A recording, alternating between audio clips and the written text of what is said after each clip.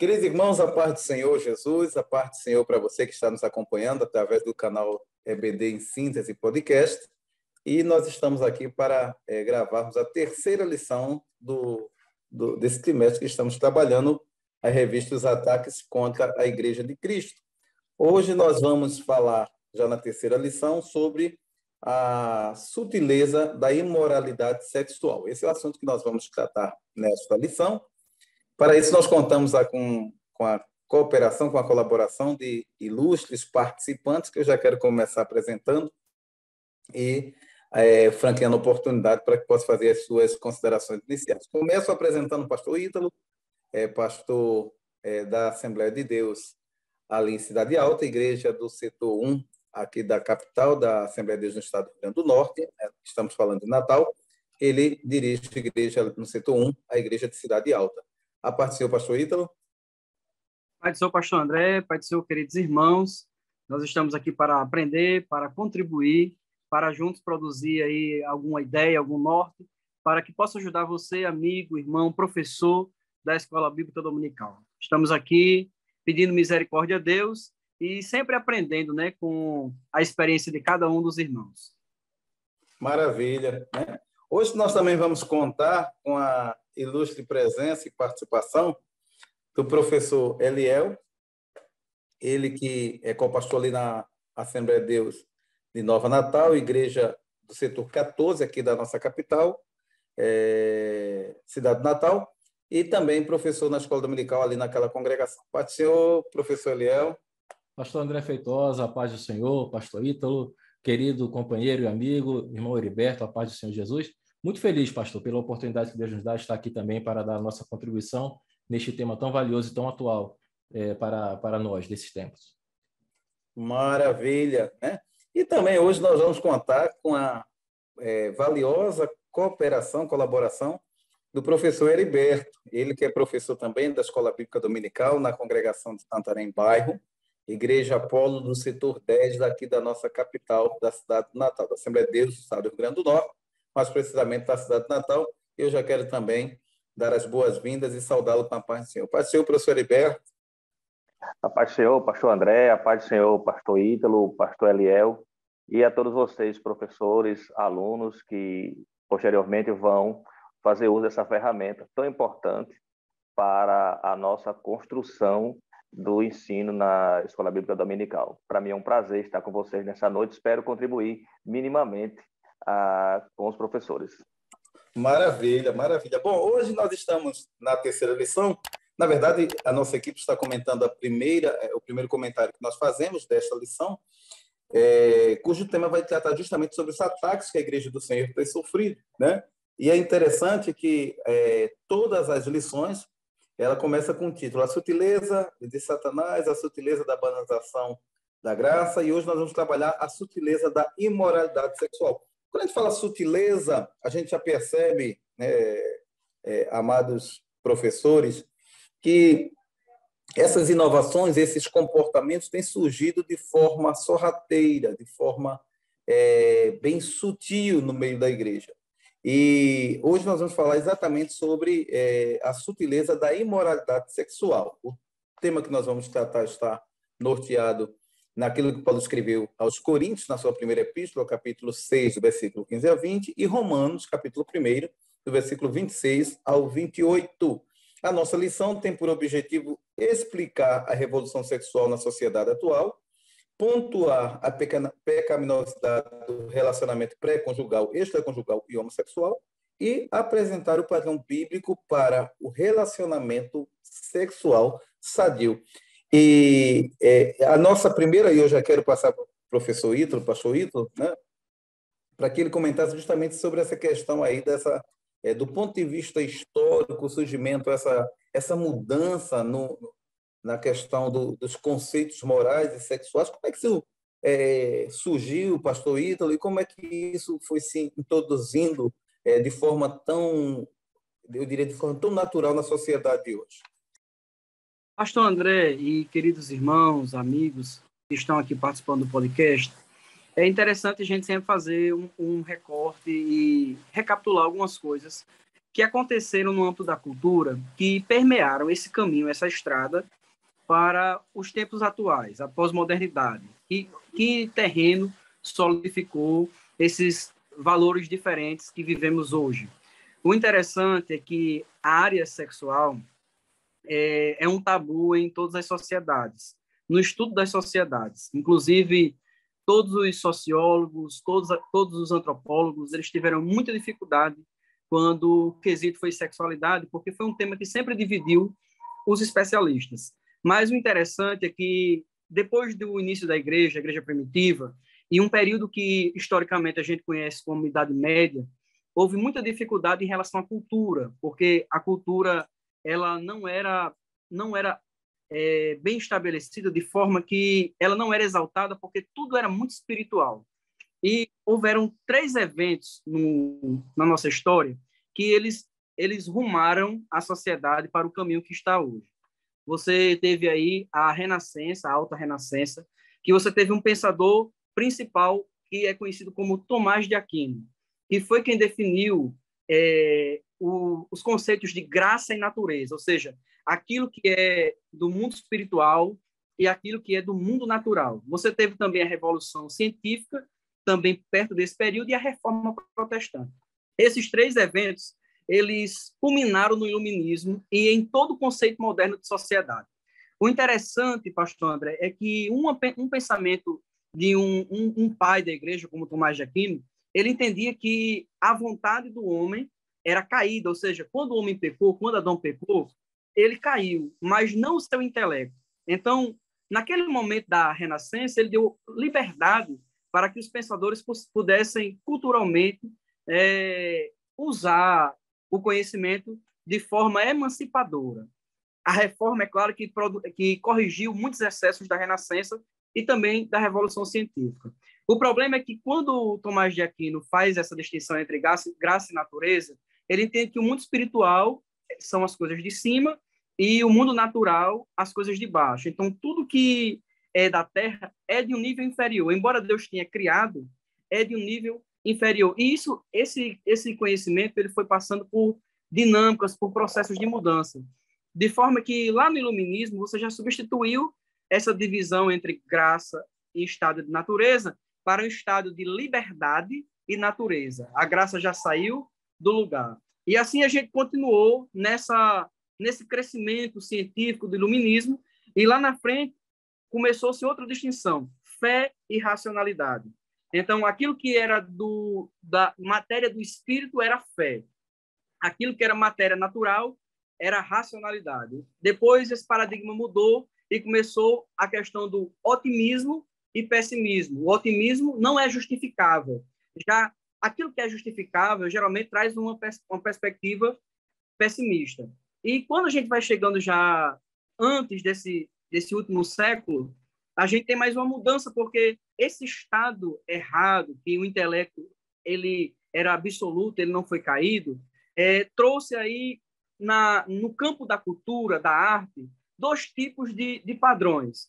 Aqueles que eram os poetas líricos, que eles trabalhavam com o conceito de amor espiritual, aquilo que é ideal. Você vai encontrar muito isso no cinema, até em Hollywood você vai encontrar alguns princípios como honra, como fidelidade, como uma coisa positiva.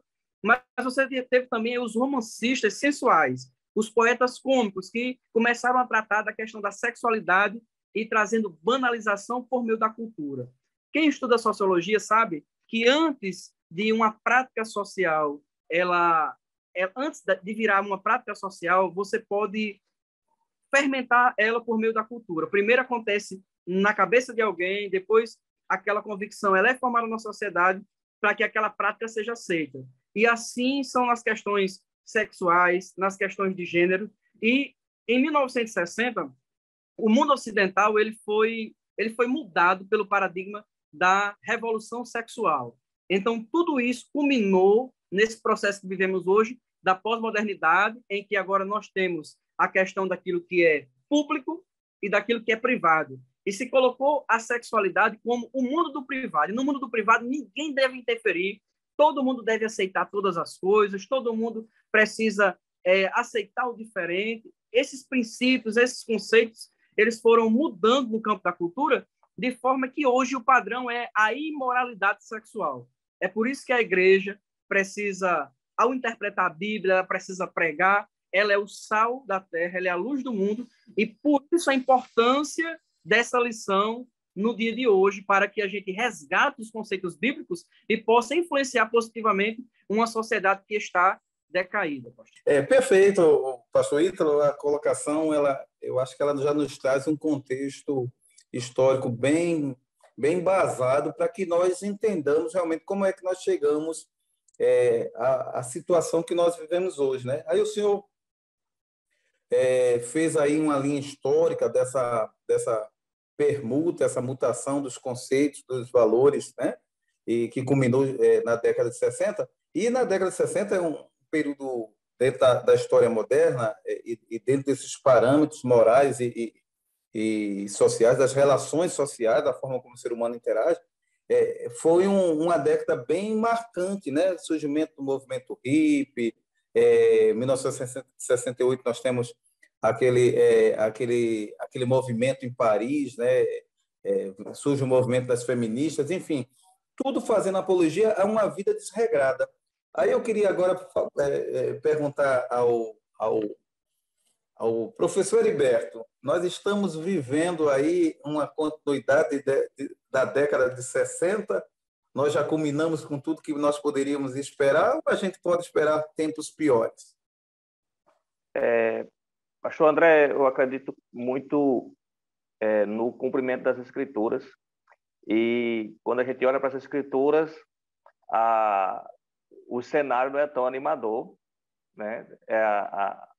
O que se espera, embora nós não desejássemos isso, né? Mas é o cumprimento das Escrituras, é que seja uma depravação cada vez pior e maior da humanidade, né?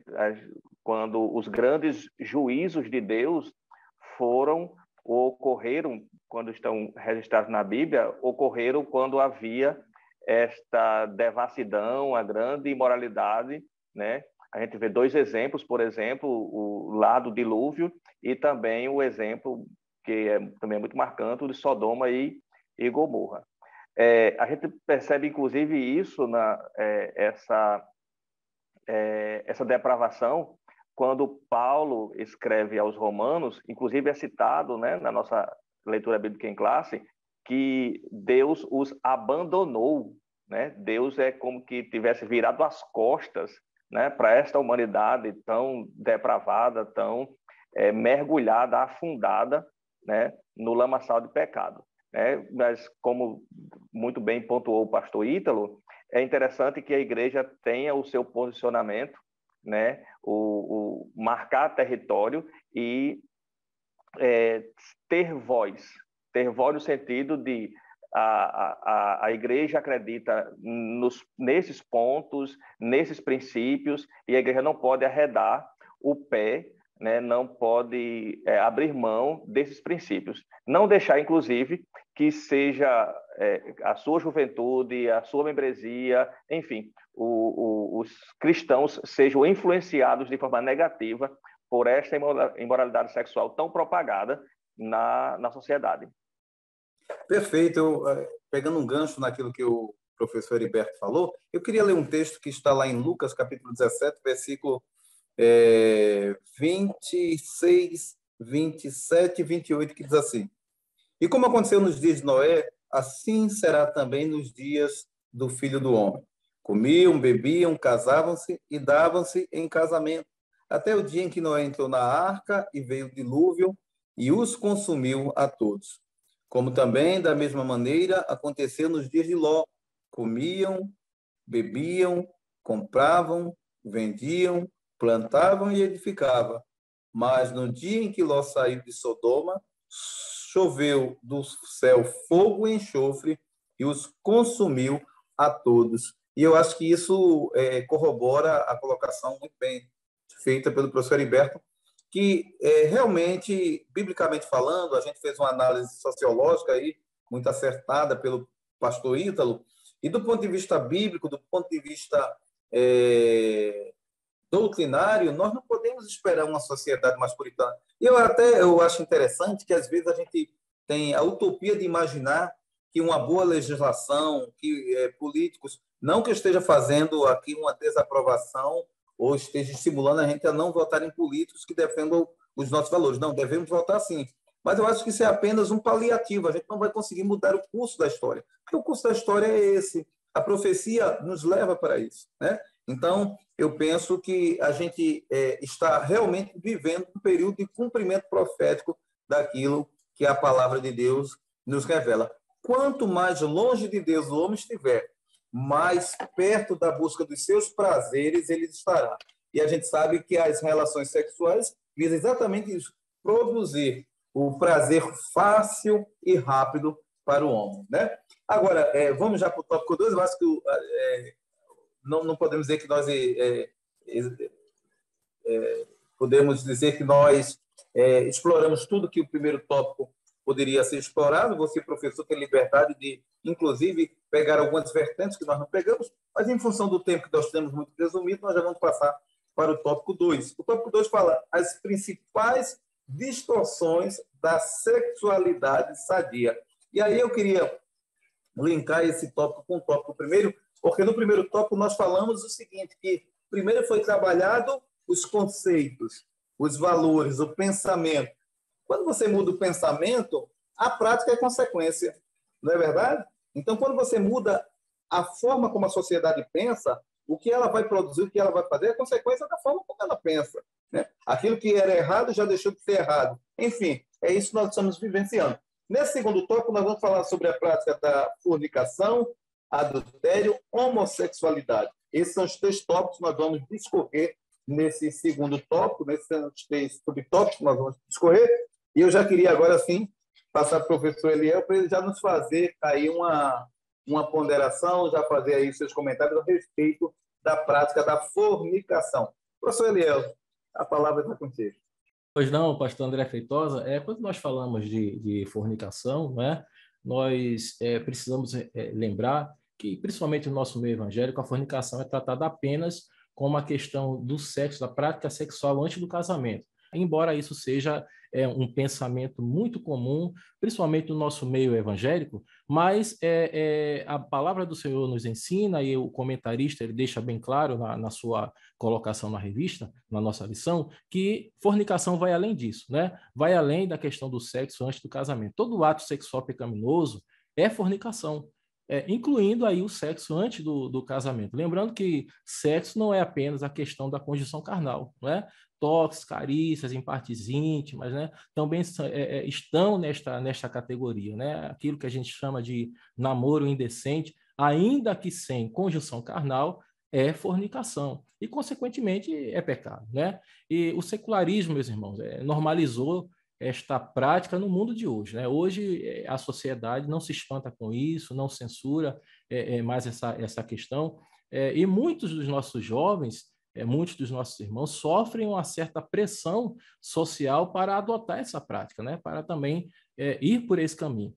Mas além de pecado, a fornicação é perigosa também em outros sentidos, né? Podendo trazer, justamente por causa da banalização do sexo e da banalização de conceitos como casamento, como matrimônio, pode trazer, inclusive, problemas emocionais, né? Sentimento de desvalorização, depressão, culpa, medo, são exemplos de malefícios dessa prática, né? Além de ser uma prática que induz também os seus praticantes à promiscuidade e ao vício, porque a gente sabe que o sexo desregrado, fora daqueles parâmetros estabelecidos na palavra de Deus, pode, inclusive, tornar-se um vício e se transformar numa doença. Perfeito, professor Eliel.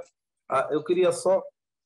E aí, nesse primeiro tópico, ele já amplia esse conceito de fornicação.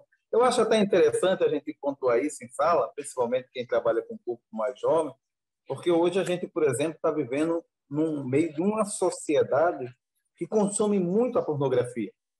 Não é muito incomum a gente ver nas redes sociais, na mídia, operações, por exemplo, da Polícia Federal para combater a pedofilia, enfim, a prostituição, rede de prostituição. Então, a gente vê que nós vivemos numa sociedade que consome muito essa questão. Vivemos numa sociedade onde o erotismo é incentivado, onde para se vender carro, você precisa sensualizar a propaganda, e isso é muito apelativo, e isso fica no subconsciente das pessoas, né? Então, quando a gente fala de fornicação e combater a fornicação, é a gente voltar realmente a um estado de uma sociedade que preza pela pureza sexual, né? Eu já quero voltar mais uma vez ao pastor Ídolo, né? Estou vendo ele ali balançar a cabeça, acredito que ele possa agregar alguma coisa aí nesse contexto aqui, disso que a gente está falando, né? Justamente, a palavra fornicação, né, traduzida aqui para o nosso português, mas no original porneia, ela está ligada diretamente à impureza sexual em amplo sentido. E se os irmãos meditarem, eu posso dar um exemplo pessoal, embora não seja fácil de falar, mas é necessário. Eu sou um obreiro jovem, tenho 36 anos, aceitei Jesus com 22 anos de idade, há aproximadamente 14 anos atrás. Com 20 anos, há 16 anos atrás. Então, até os 20 anos, eu participei do mundo, né? Eu tive toda a minha juventude, né, com esses preceitos de liberdade sexual. Então, eu experimentei o sexo de forma inadequada, né? E eu conheci a pornografia com 11 anos de idade. 11 anos de idade, né? Um pré-adolescente. Se você julgar hoje um jovem de 11 anos de idade numa congregação, nas nossas igrejas, você vai ver que ele é uma criança. E é muito comum no universo masculino a pornografia, justamente porque a sociedade aceita a liberdade sexual. E isso não é fácil. Eu tive muita dificuldade no início da minha fé, inclusive do namoro com a minha esposa, Rafaela, porque nós fizemos voto de castidade. E eu só conheci a minha esposa depois que nós nos casamos. Foi um voto de castidade que eu fiz ao Senhor depois da minha conversão. E toda aquela carga mundana fazia parte das minhas práticas sexuais. E isso eu entendo e aconselho e converso com os jovens, porque eu sei que o mundo masculino, e hoje, pasmem, o feminino também é incentivado pela pornografia, como uma ação da própria fornicação ou da porneia, da imoralidade sexual. Então, realmente, numa sociedade que tem liberdade sexual e que essa prática entre jovens ou pessoas não casadas é comum, hoje é muito comum a filha chegar para a mãe ou um rapaz chegar para o pai e dizer: pai, vou morar junto com a minha namorada. A sociedade aceita isso, inclusive converteu isso que antigamente era imoral em legal, porque existe a união estável. E a união estável foi justamente uma mudança filosófica social que converteu-se em um tipo de lei, de regimento, que a nação aceita como um regramento normal, comum e moral, embora, pela palavra de Deus, seja imoral, pastor. É muita coisa, né? É verdade. Eu queria, pegando um gancho, ampliando um pouco essa questão, porque a gente já entendeu que quando a gente fala de fornicação, a gente está falando de porné, que é qualquer desvio na área da sexualidade. Eu queria agora perguntar ao professor Heriberto. A gente tem vivido também um momento da erotização, principalmente das nossas crianças, né? Hoje, o culto ao corpo é algo muito comum, é muito normal as pessoas irem para a academia, se exercitarem e postar foto ali, exibindo a silhueta do seu corpo, enfim. Qual é a relação que a gente pode fazer, por exemplo, qual é o perigo que essa erotização traz para esse desenvolvimento precoce da sexualidade que pode culminar aí com a fornicação? Professor Heriberto. Pois não, pastor. Isso faz muito jus, vamos dizer assim, essa mudança desse pensamento e dessa cultura que o pastor Ítalo muito bem pontuou no início, que a sociedade ela tem sido regida, né, por esses princípios, né, de erotização da sociedade desde muito cedo. Existe um livro que é muito discutido, inclusive combatido também, especialmente pela ala mais conservadora, que é um livro, acredito que o pastor Ítalo deva conhecer, que o título é Eros e Civilização. Esse livro ele tenta desconstruir princípios e valores morais, princípios e valores judaico-cristãos, que fala justamente sobre essa ideia de liberdade, de libertinagem, de uma releitura do pensamento freudiano. Então, assim, isso tem trazido um desgaste muito grande, tá? E quando se percebe isso adentrando nas nossas igrejas, adentrando onde não deveria entrar, isso tem sido muito prejudicial. Quando se fala em ter cuidado com a roupa, com o tamanho da roupa, com a transparência da roupa, normalmente acredito que os senhores que são pastores devam sofrer um bocado na pele, porque são taxados às vezes de conservadores, de antigos, mas na verdade estão resguardando, né, os princípios da palavra de Deus, né, para que nada disso possa fomentar e fermentar, melhor dizendo, né, a massa, né, como nos orienta a palavra de Deus. Então, Paulo, inclusive, quando se fala toda essa questão, ele coloca e provoca os irmãos de Corinto, né, colocando 3 perguntas. Eu gosto sempre, pastor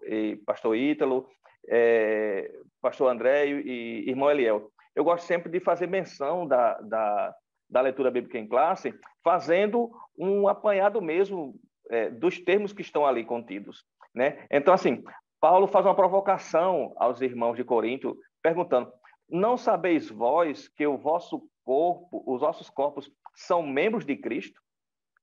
E aí no versículo 15, 16, ele de novo pergunta: ou não sabeis, de novo provocando, que o que se ajunta com a meretriz faz-se um corpo com ela? No versículo 19, ele faz de novo uma provocação, só que agora fazendo com que os irmãos de Corinto tomem ciência do que eles são. E ele diz assim: ou não sabeis que o nosso corpo é templo e morada do Espírito Santo? E aí eu fiquei me perguntando por que ele faz todas essas provocações. Porque percebam que depois do capítulo 7, ele vai começar, ou a partir do capítulo 7, ele vai começar a responder algumas perguntas e questionamentos que os irmãos de Corinto tinham levado para ele em forma de carta. E aí ele começa já no capítulo 7 falando a respeito do casamento. E aí ele vai tratar essas coisas que ele tratou no capítulo 5 e no capítulo 6. Então, é interessante que nós façamos também essas reflexões, né, para as pessoas que nos ouvem. Vocês não sabem que o nosso corpo é templo e morada do Espírito Santo? Paulo faz isso porque ele quer dizer que Deus não habita num templo profanado. O Espírito Santo não habita num templo que é profanado. Ele habita num templo que é erigido e erguido para ele. Então, nosso corpo, como diz ele, é templo e morada do Espírito Santo. Perfeito. Já fica aí a dica pedagógica do professor, né, para o professor, né, provocar o aluno à reflexão nesse momento de aula, né, mostrando a ele a dignidade que nós temos enquanto templos do Espírito Santo. O subtópico desse tópico faz que quer pautar muito o evangelho pelo princípio da legalidade. A gente não pode permitir tal lei por causa disso, a gente tem que ter lei para proibir isso, quando, na verdade, a igreja tem que estar preparada, inclusive, para pregar o evangelho, para combater o pecado, ainda que este seja legitimado do ponto de vista social. Não é verdade? Professor Eliel, adultério não é crime, mas é pecado? É verdade, pastor André, companheiros. O adultério, de fato, ele não é crime, não é? Agora, a gente precisa pensar que, justamente devido a esta base moral judaico-cristã, que o pastor Ítalo já falou com tanta propriedade aqui, o adultério, que nada mais é do que a infidelidade conjugal, não somente no Brasil, mas em vários países, já foi considerado crime, né? A gente sabe que hoje não é mais assim. E não é mais assim justamente por quê? Por conta dessa evolução do secularismo, né, da relativização de valores que existe, né, no mundo de hoje. Porém, para quem quer morar no céu, não importa para onde o mundo está andando, né? Não importa para onde o mundo está caminhando. O Evangelho é um convite para que os pecadores se arrependam do seu pecado e alcancem em Cristo Jesus a salvação. Então, a igreja ela sempre vai pautar a sua vida, a sua conduta, a partir da palavra de Deus, não é? Então, o adultério pode não ser crime, mas continua sendo um pecado danoso, porque traz um grande estrago na família. E eu gostaria de propor aos professores a base bíblica de Hebreus 13, versículo 4, né? Muito conhecido, nós conhecemos bastante esse versículo, que diz: venerado seja entre todos o matrimônio e o leito sem mácula.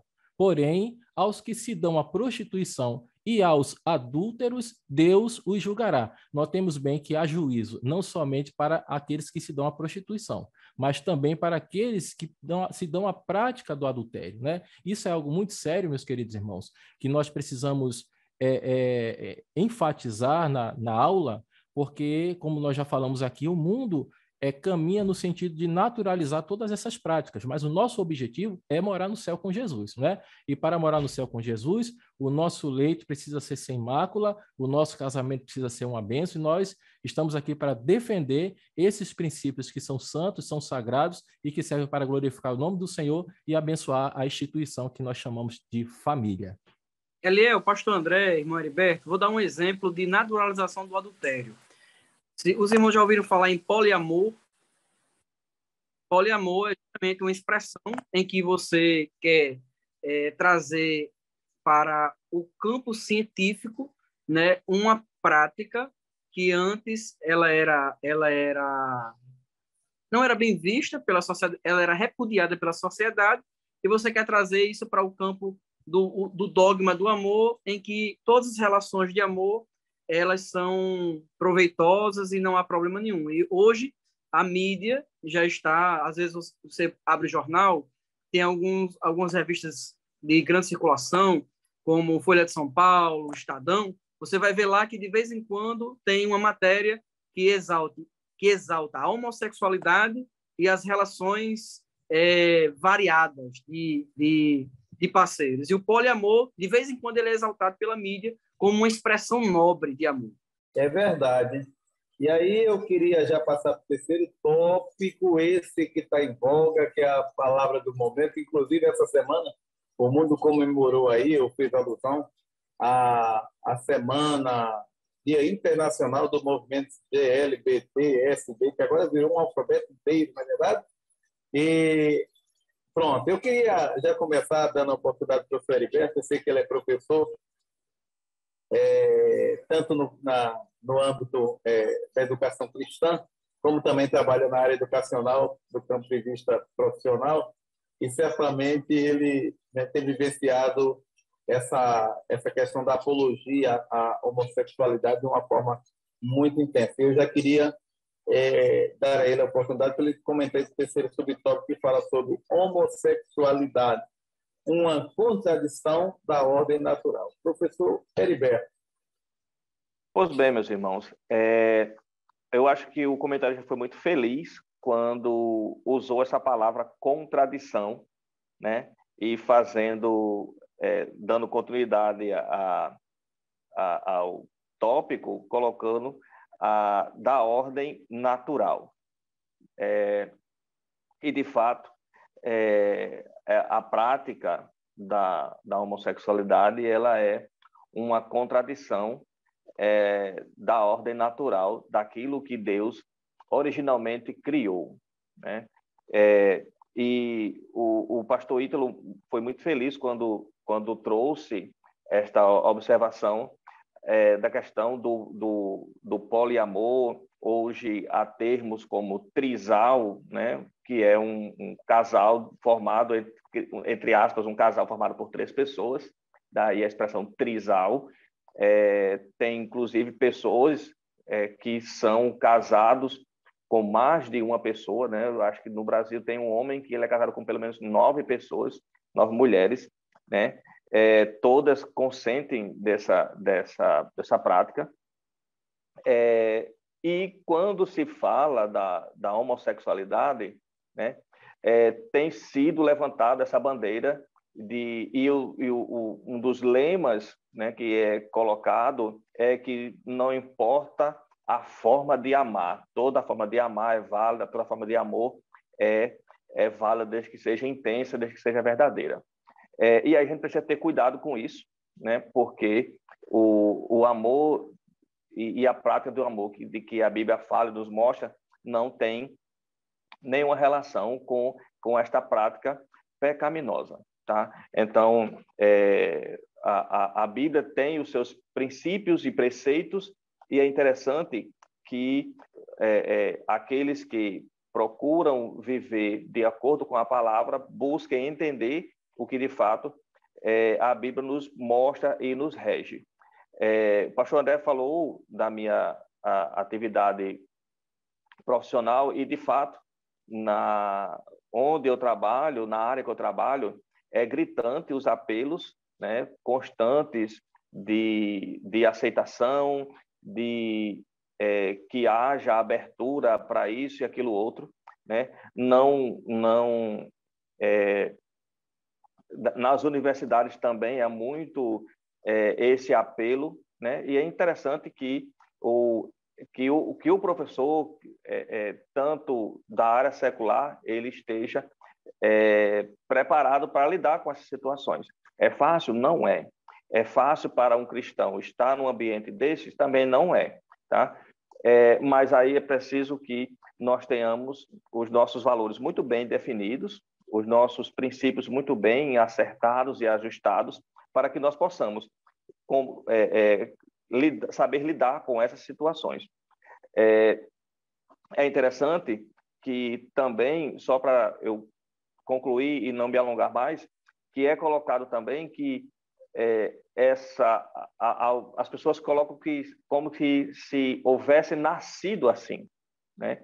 E aí, biologicamente, geneticamente, isso é impossível, não existe um terceiro gene, só existe um masculino e um feminino. Então, eu gostei da fala do comentarista quando ele diz assim: cristãos conservadores que amam a palavra de Deus e o corpo de Cristo entendem que a reprovação da prática se dá por conta de esta ser contrária à ordem natural da criação, conforme está escrito na Bíblia.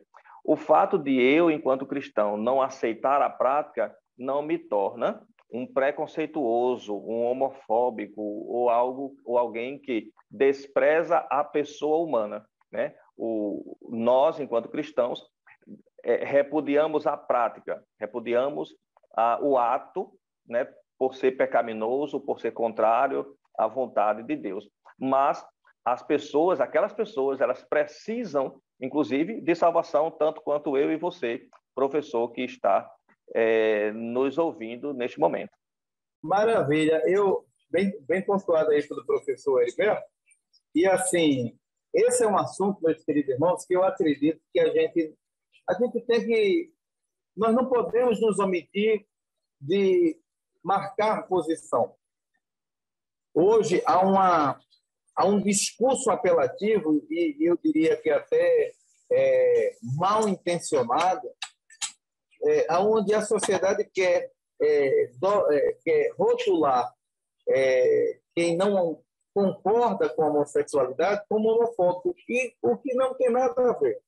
Eu costumo dizer o seguinte: se pelas nossas posições e convicções nós formos classificados como homofóbicos, nós temos que ser também classificados como fóbicos no que tange a questão do adultério, da fornicação, né? Da questão da bebida, do cigarro, né? Ou seja, nós combatemos tudo isso e ninguém nos critica por isso. Mas quando chega na questão da homossexualidade, aí nós somos taxados de sermos homofóbicos. Não é verdadeiro esse discurso. Eu acho que o professor ele tem por dever de pontuar isso, levar o aluno à reflexão. Porque, queridos irmãos, às vezes a gente repete um comportamento porque nós somos impelidos a pensar dessa forma. Exaustivamente, massificadamente, a mídia vai inserindo esses conceitos e a gente acaba, na verdade, replicando. Mas nós respeitamos as pessoas, não concordamos com as suas práticas, porque entendemos que a homossexualidade, do ponto de vista bíblico, ela é um desvio do plano de Deus, do plano original. Aí eu volto a dizer aquilo que Jesus falou, no princípio não era assim. Né? Ou seja, quando Deus criou, aí o texto de Jesus vai dizer, macho e fêmea os criou. Então, a gente tem que pontuar, a gente tem que marcar posição, a gente tem que estabelecer as nossas balizas, respeitando quem pratica, quem dá-se a prática. Como respeitamos quem bebe, quem fuma, mas nós temos que estabelecer os nossos valores morais. Professor Eliel, quer acrescentar alguma coisa? É verdade, pastor. O senhor já citou aí o texto bíblico de Marcos, capítulo 10, versículo 6, né? Jesus claramente defendendo este princípio, né? Porém, desde o princípio da criação, né, Deus os fez macho e fêmea. Então, nesse pequeno versículo, Jesus já invoca a questão da criação. Então, Deus é o criador de tudo, Deus é o criador também do homem, é o criador da mulher, e em sua criação ele criou tudo perfeito. Né? Tudo perfeito, viu Deus a sua criação que era bom, abençoou. Então, nós, os servos de Deus, que pautamos a nossa vida pela palavra, olhamos para a palavra e vemos que determinadas práticas, determinadas condutas estão em desacordo com aquilo que Deus criou no princípio. Né? E o objetivo do evangelho é o quê? É tornar o homem a imagem de Deus, ou seja, tornar o homem a imagem de Cristo, que é o homem perfeito, né? Aproximar o homem no sentido moral, no sentido espiritual, da pessoa de Cristo Jesus. Nós entendemos, de uma forma geral, o cristão entende de uma forma geral, que a homossexualidade é uma preferência do indivíduo que vai sendo alimentada, que vai sendo construída ao longo da vida, né? Claro que aí não nos cabe julgar a história das pessoas, não, mas é nossa obrigação pregar a palavra e dizer o que a palavra diz, sem omissões. Não é? O cristão tem na Bíblia a sua regra de prática, a sua regra de conduta. O que isso significa?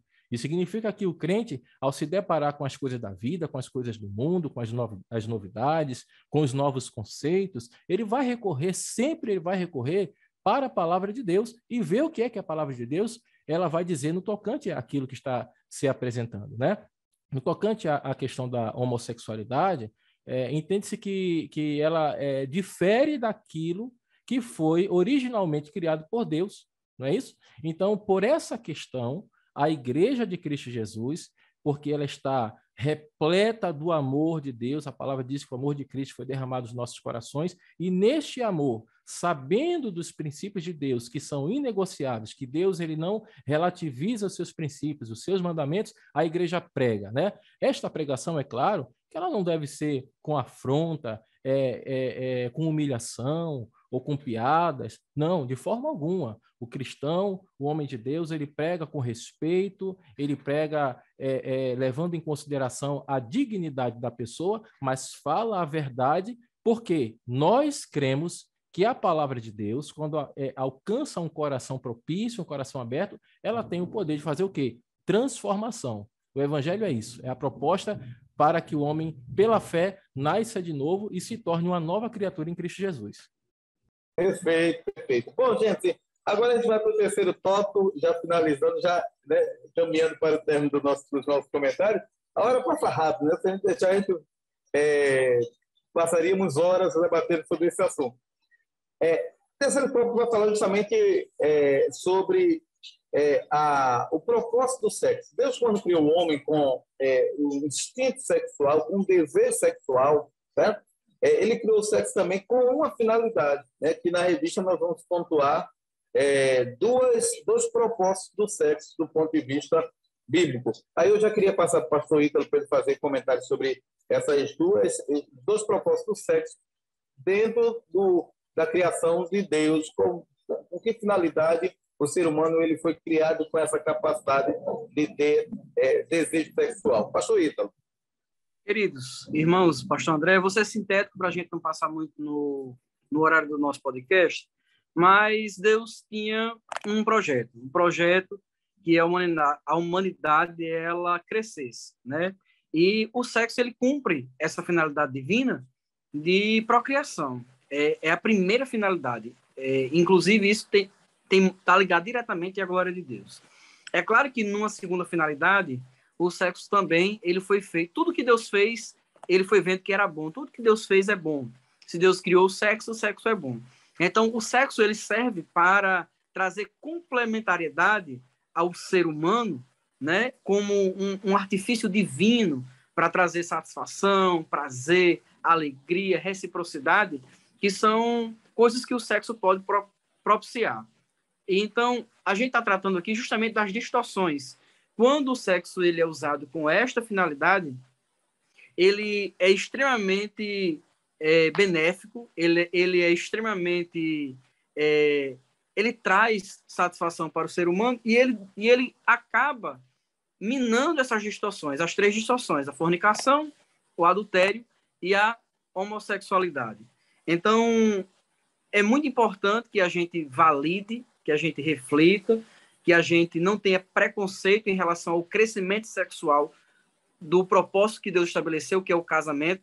Às vezes a gente trata muito sobre a questão divina da procriação, mas esquece da questão humana da satisfação. O sexo foi criado por Deus também para trazer alegria, satisfação à sua criatura, ao homem. Ou seja, Deus criou a mulher para o homem para a mulher. E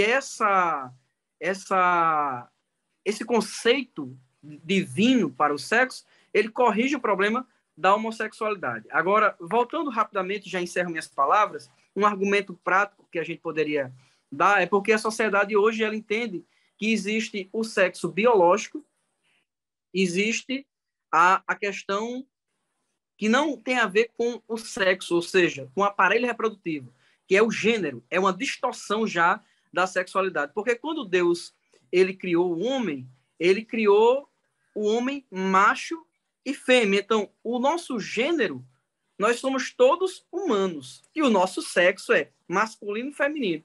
Mas os estudiosos, eles distorceram e colocaram agora o sexo como aquela questão biológica e o gênero como uma construção social. O problema que eles têm com a ciência é porque a ciência verdadeira foi criada por Deus. E ela é irrefutável quando serve a Deus. Deus criou a ciência para servi-lo. Ele criou o livro da revelação, a Bíblia, e criou o livro da criação, a natureza. Então, a verdadeira ciência serve a Deus. O problema é que eles querem justificar que o sexo, a opção sexual, ela pode ser uma condição genética. Só que os estudiosos, estudando essa parte, eles chegaram num ponto em que, às vezes, esse ponto é distorcido por aqueles que fazem uso de autoridade, de fala, de mídia, os cientistas, a academia. É que, se o sexo fosse uma condição biológica, em primeiro lugar, num caso de gêmeos idênticos, como os gêmeos homozigóticos, eu parei aqui a filmagem porque eu estava procurando aqui um livro chamado Nascido Gay. Eu li esse livro já, é um livro de sociologia cristã. Então, num caso de gêmeos homozigóticos, pastor André, se um fosse homossexual, o outro obrigatoriamente teria que ser homossexual. O que acontece é que existem casos de gêmeos homozigóticos, ou seja, idênticos, carga genética idêntica, em que um é homossexual e o outro não. Então, você não tem como dizer que isso é uma condição. Segundo lugar, ainda que fosse uma condição biológica, não significaria dizer que não fosse um problema a ser vencido. Vou dar um exemplo. Muitas doenças, eu não estou comparando a homossexualidade com a doença, mas muitas doenças, elas recebem uma carga genética, a gente nasce com ela. Vou dar um exemplo, diabetes tipo 2. Tem pessoas que já nascem com diabetes. Aí eu pergunto, porque eu nasci naquela condição de diabetes, aquilo ali é algo bom para a minha saúde? Então, é uma reflexão que a gente pode fazer a respeito disso. Estamos aqui acabando com as distorções, fornicação, adultério e homossexualidade. O sexo foi criado por Deus, tem a visão de procriar, e só se pode procriar quando existe homem e mulher numa relação sexual. Segundo, a satisfação que só aquilo que Deus criou pode dar e vem através do sexo abençoado por Deus. Obrigado, pastor. Desculpe que eu demorei muito. Estamos no último tópico. Eu agradeço a oportunidade. Professor Heriberto, gostaria de acrescentar alguma coisa do que foi falado? Eu estava ouvindo o pastor Ítalo, eu estava lembrando de uma fala outro dia lá no meu trabalho, né? Que estava vendo justamente discussão sobre isso. Eu precisei ouvir uma pessoa e a pessoa foi dar uma fala sobre isso, né?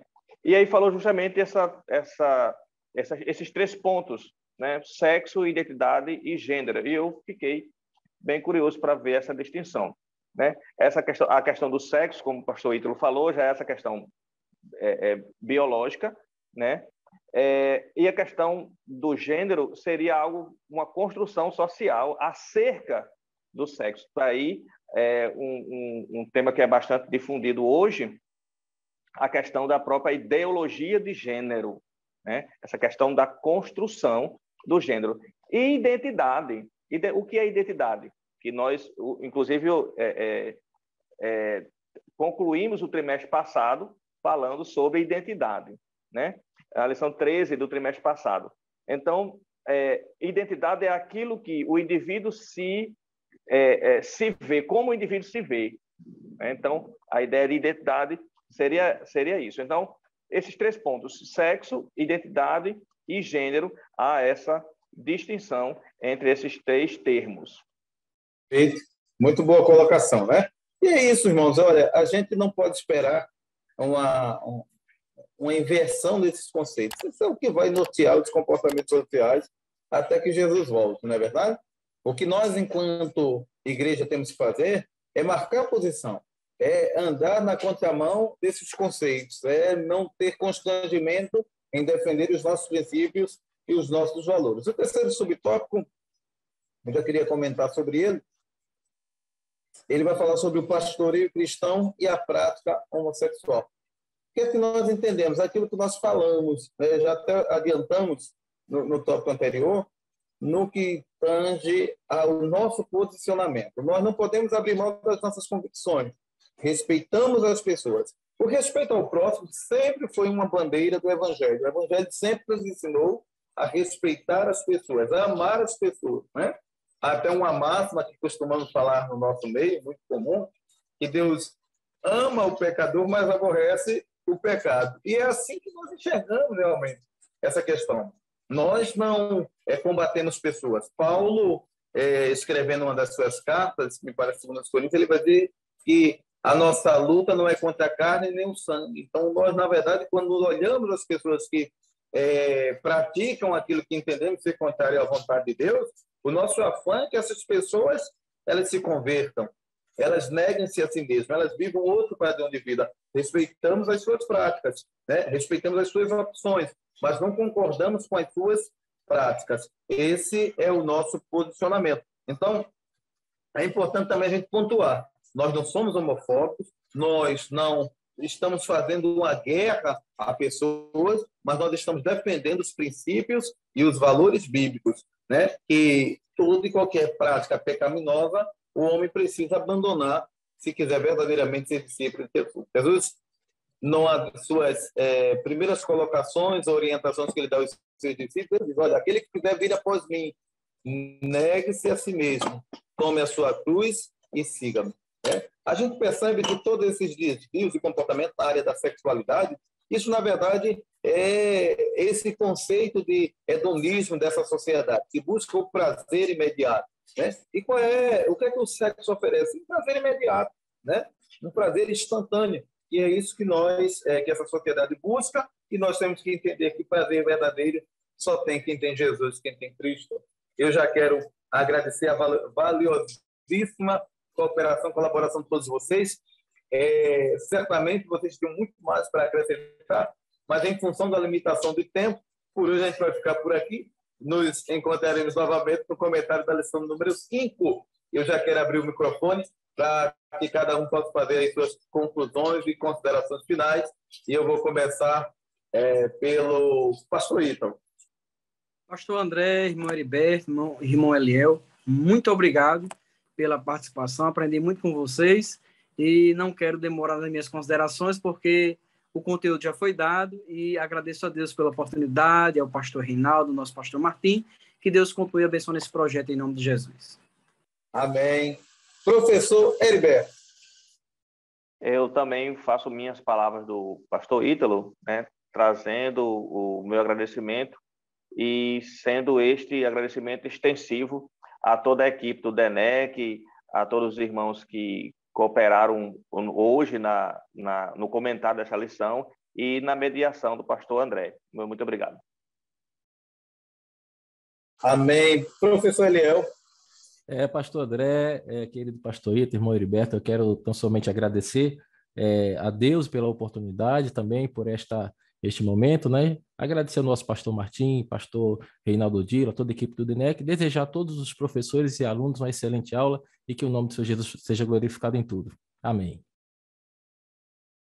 Amém. Graças a Deus. Eu quero justificar a ausência da professora Magnólia, que está sempre conosco também, mas hoje, por motivo de trabalho, não pôde estar conosco, mas certamente na próxima gravação ela estará conosco. Agradecer aos nossos companheiros de bancada, o pastor Ítalo, o professor Heriberto, o professor Eliel, a minha gratidão pela cooperação de vocês. Tenho certeza que cada um contribuiu de forma que vai agregar muito ao professor e aos alunos que também, porventura, estejam assistindo o nosso podcast. Quero também agradecer, eu sou o pastor André Feitosa, não me apresentei, pastor André Feitosa, e nós estamos na incumbência, está mediando aqui esse podcast. Agradecer ao nosso pastor-presidente da Assembleia de Deus do Estado do Rio Grande do Norte, pastor Martim Alves da Silva, ao diretor do Departamento de Educação Cristã da nossa igreja, o pastor Reinaldo Odilo, pastor diretor do DENEC, e a toda essa equipe que compõe o DENEC, que compõe aqui a nossa mesa redonda aqui. Que Deus abençoe a todos vocês, a paz do Senhor, e até uma próxima ocasião.